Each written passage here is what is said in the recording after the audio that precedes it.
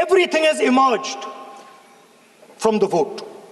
All the institutions have emerged from the vote.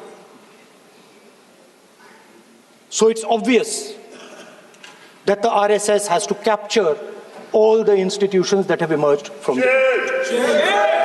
So the project, after Gandhiji's assassination, the next step of the project was the wholesale capture of India's institutional framework.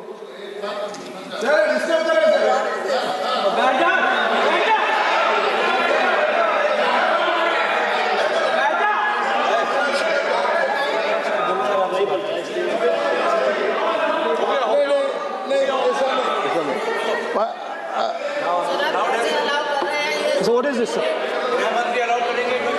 Sir, अभी नहीं पढ़ रहा हूँ।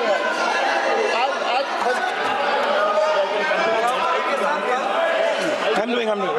मैं बुलाता हूँ। Please बैठिए। So, please.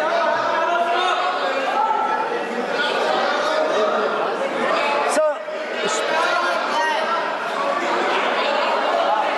आप बोले पर हाथ मत जोड़े।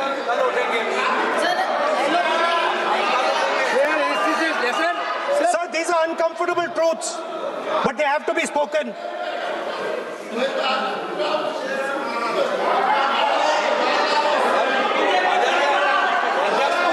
कितना खादी पैसे थोड़ा बता दे।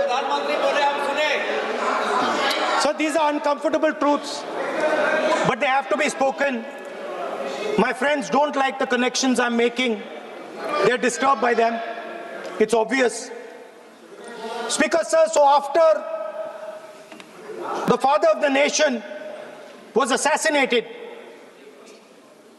his vision of an equal India, of an India where institutions belong to the people, had to be destroyed. And so the process started, and the RSS attempted to capture one institution after the other. And I will give some examples so that it is crystal clear that this is the case. Everybody knows how vice chancellors are placed on top of Indian universities today. Every single person knows this.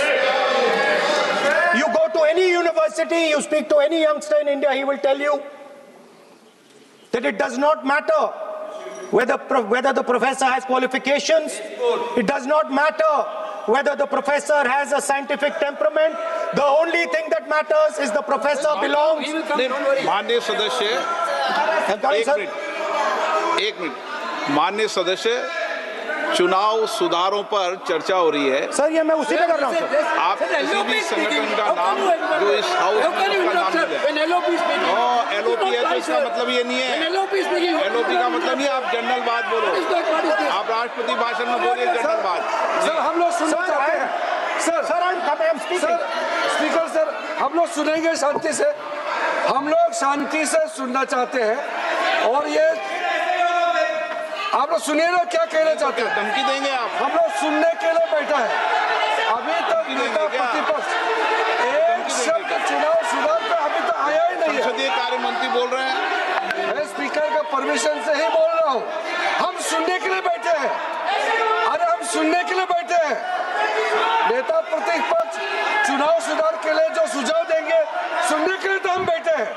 लेकिन चुनाव सुधार को नहीं बोलते हुए कहा जो इस सदन से कोई वास्ता नहीं, जो संगठन, उसका कहानी किसी और का बोलना ये कोई उचित नहीं है। समय बहुमूल्य है, समय का मर्यादा भी है। सबका सब यहाँ सुनने के लिए बैठे हैं और ये समय बहुत कीमती है।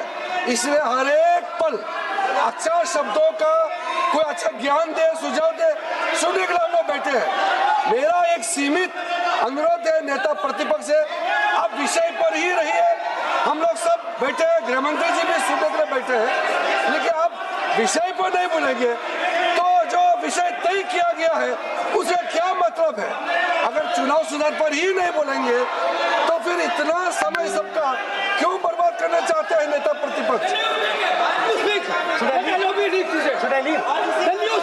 Kiran Rijiju. Should I leave? You speak then. You Should I speak. leave? What is it? You are parliamentary affairs minister. You are a parliamentary affairs minister. You are disturbing the LOP. How can it be? You are a parliamentary affairs minister. You are disturbing the subject में नहीं आपका LOP आपका LOP subject में नहीं ये विषय कर रहे हैं The discussion, one second. The discussion is about the vote and electoral.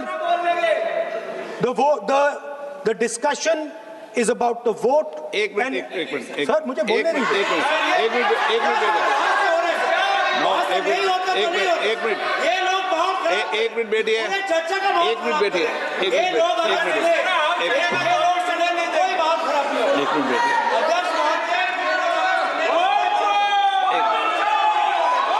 एक मिनट बैठिए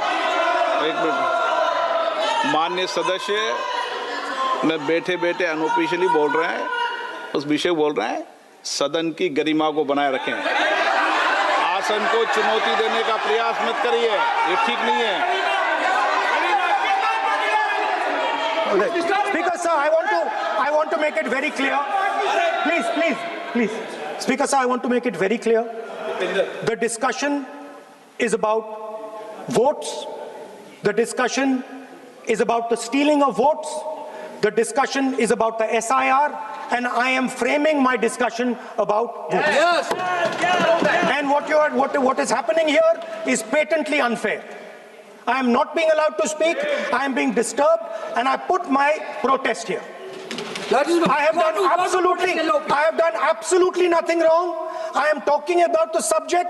In order to capture the vote, you have to capture institutions. I am saying that institutions of India are captured, and I will come to the point, which is Election Commission is captured.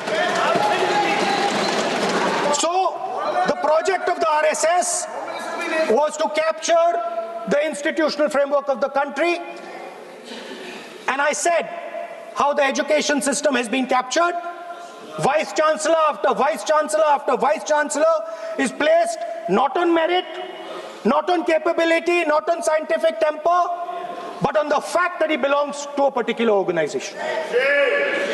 Second capture, which helps in destroying democracy, the capture of the intelligence agencies. We have the Home Minister sitting here. The capture of the CBI, of the ED, of the Income Tax Department. And the systematic placement of bureaucrats who favor their ideology and attack the opposition and anybody who chooses to oppose the RSS. That is the second institutional capture. And the third there are many more.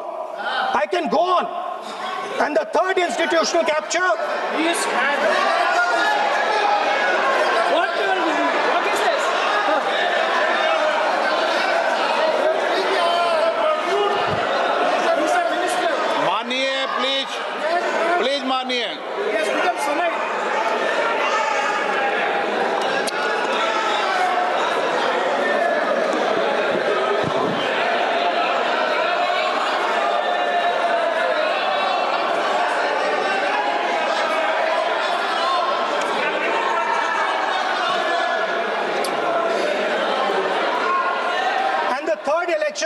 the third capture of the institution that directly controls the election system of our country, the Election Commission.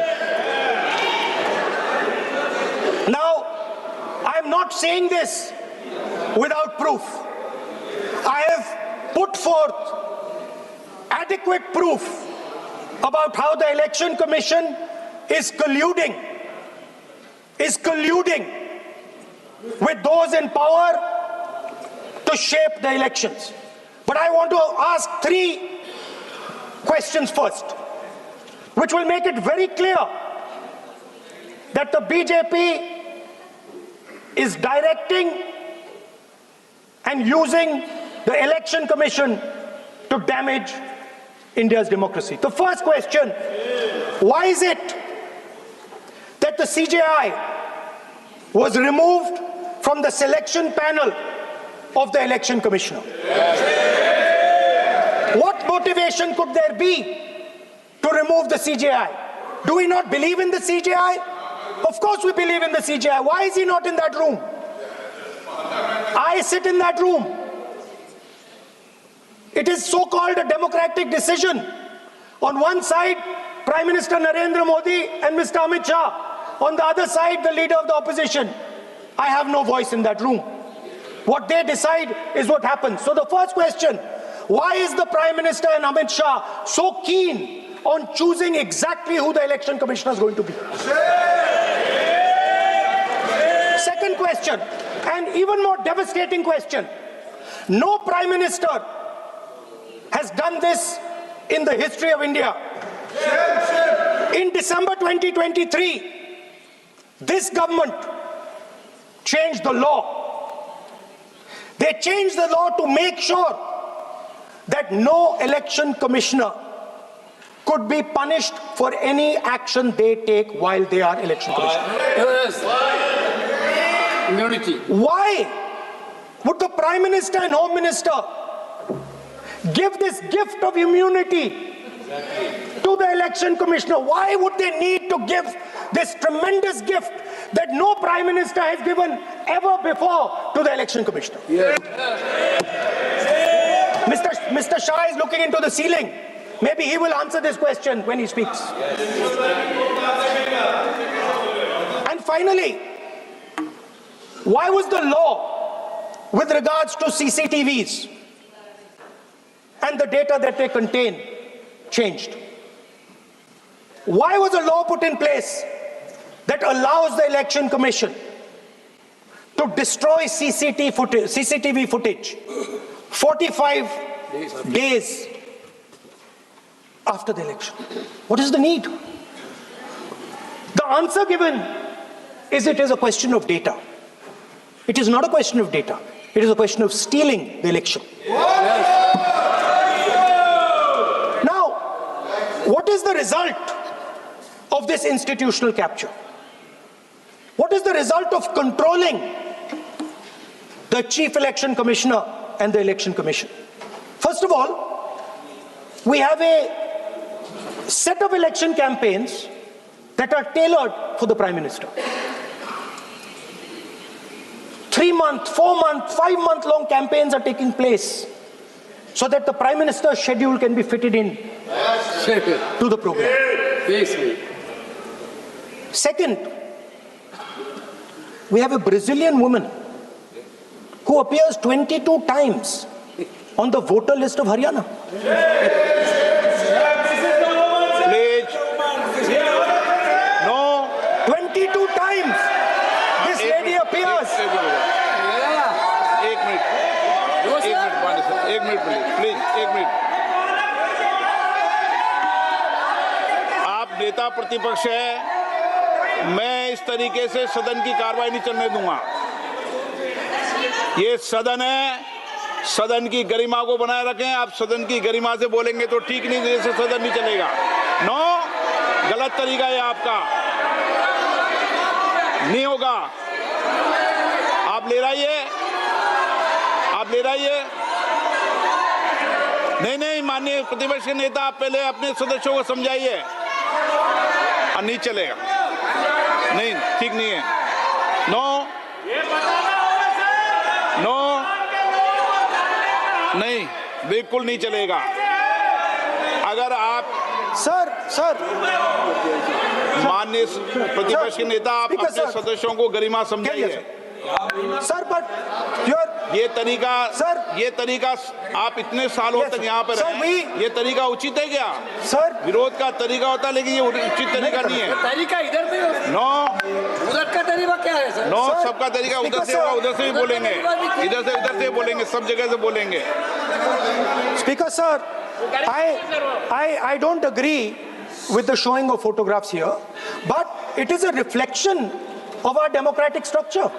This is what is happening in our democracy, that you're not allowing us to show. This Brazilian woman has appeared 22 times on the voter list in Haryana.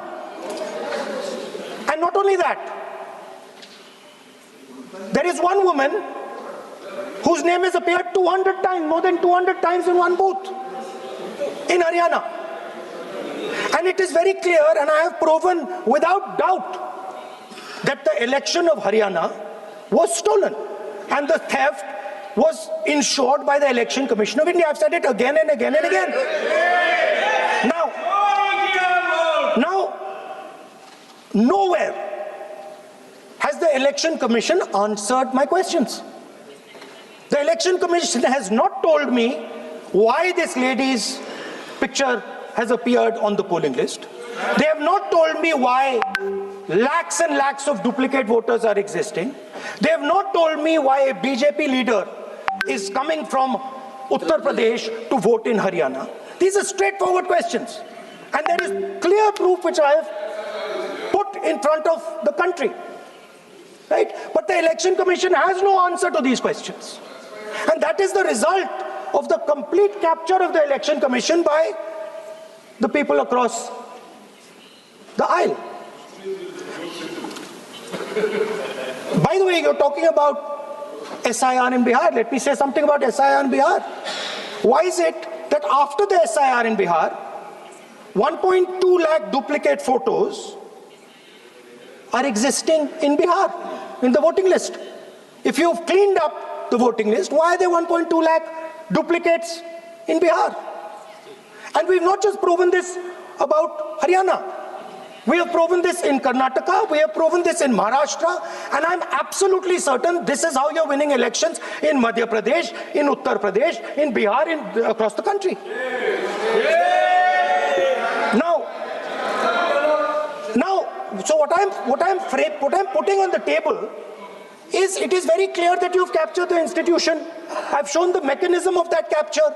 I'm also showing you how the Election Commission is doing things that are completely out of line. I'm not getting any answers.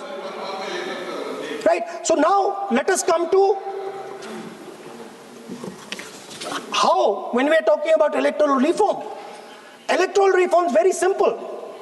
The point is, nobody wants to do it. The government doesn't want to do it. What does electoral reform require? What we've been saying. Number one, give machine-readable voter lists to all political parties 1 month before the election.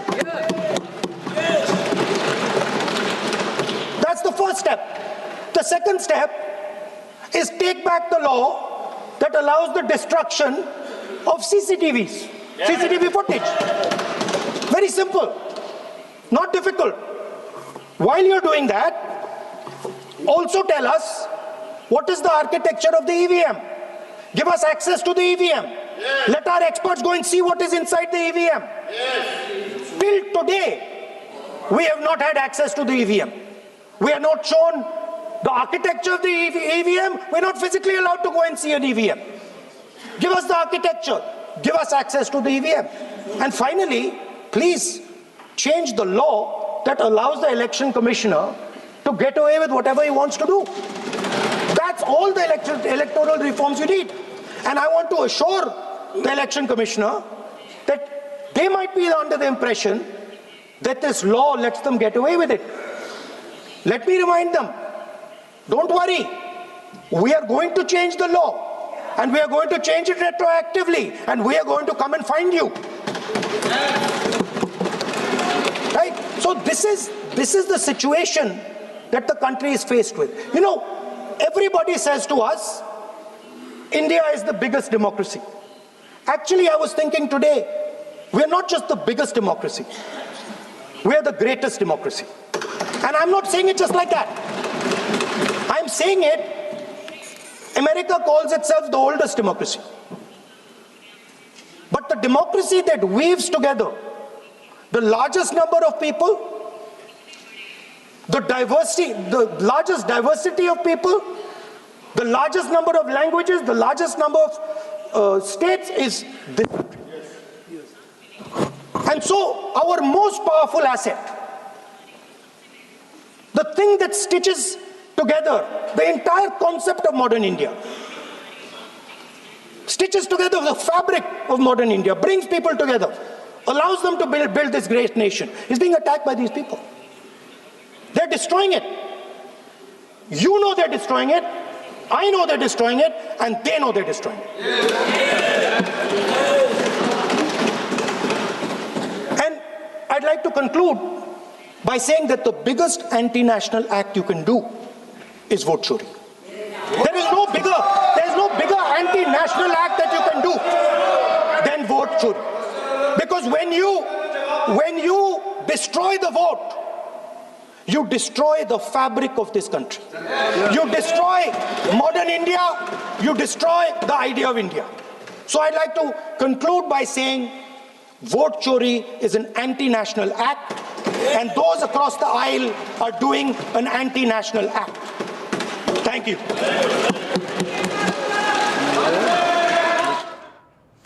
Rahul Gandhi को लोकसभा में आप सुन रहे थे और देखिए कह रहे हैं कि एक महिला के नाम से 200 वोट कैसे, चुनाव आयोग पर भी निशाना साधा, हमला बोला है। कह रहे हैं बीजेपी चुनाव आयोग का इस्तेमाल कर रही है, चुनाव आयोग का कब्जा हो गया। राहुल गांधी कह रहे हैं चुनाव आयोग के खिलाफ हमारे पास सबूत है। ये राहुल गांधी कहते हुए सुनेंगे।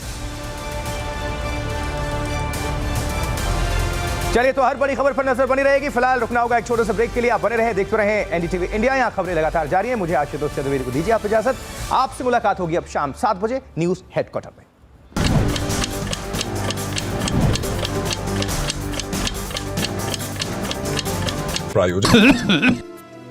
मुल्तानी घोका कॉफ सिरप, इसके तुलसी जैसे गुणकारी तत्व तुरंत असर दिखाएं और खांसी को कहें गुड बाय। मुल्तानी घोका कॉफ सिरप। जनता के पास सवाल ही सवाल है, जवाब ढूंढने को वो देखती है न्यूज और देखती है यहाँ तो सवालों का मायाजाल है। ऊपर से ये अलग फाइट है, कोई पूरा लेफ्ट तो कोई पूरा राइट है। बीच में मुद्दे के साथ कौन है, जनता को जवाब चाहिए। इसीलिए सवालों की परेड नहीं, मैं लाऊंगा खबरों की कचहरी। मैं शुभांकर मिश्रा, मेरे साथ देखिए कचहरी सिर्फ एनडीटीवी इंडिया पर।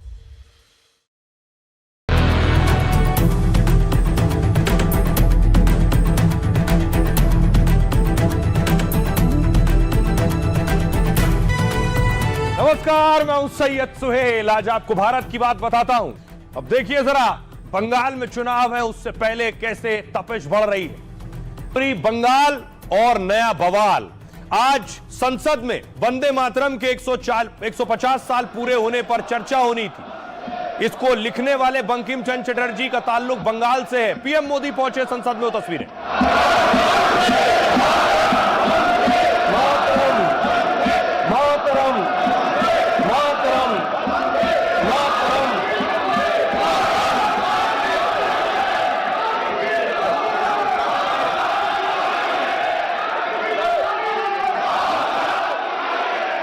वो तस्वीरें हैं वंदे मातरम पर चर्चा के लिए आज का दिन मुकर्रर किया गया था। प्रधानमंत्री नरेंद्र मोदी ने इसकी शुरुआत की। मातरम, मातरम, मातरम।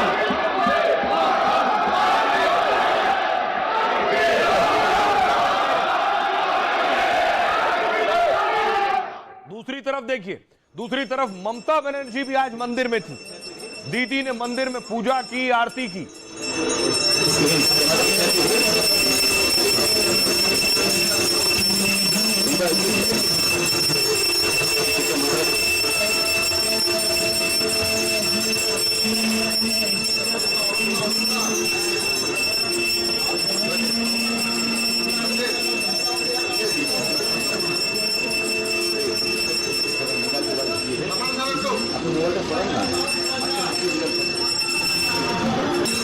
तो इन सब का ताल्लुक बंगाल से ही है।